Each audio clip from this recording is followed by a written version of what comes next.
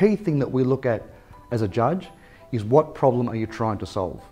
People talk about value propositions and those sorts of things. That's really important. But the opening statement needs to clearly define how your solution is meeting or addressing a particular problem. Really important to outline the problem you're trying to solve. So that is clearly the why question.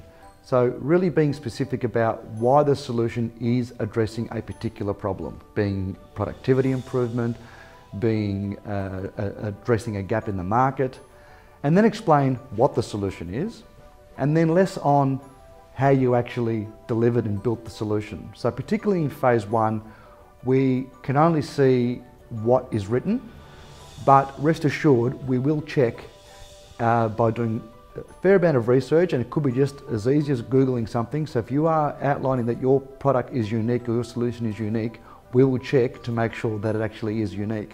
So really be conservative in how you position your product.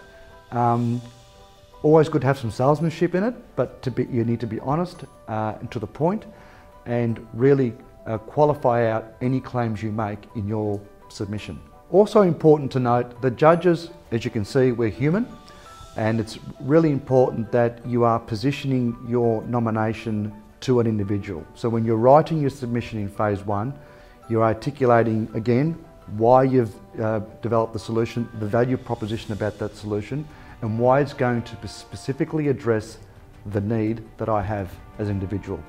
So because a judge is in a particular category and you have nominated your submission in a particular category, then you can target that submission and assume that the individual that is judging that nomination or your nomination understands that industry well enough and the technology well enough to make a fair assessment of what you are trying to deliver.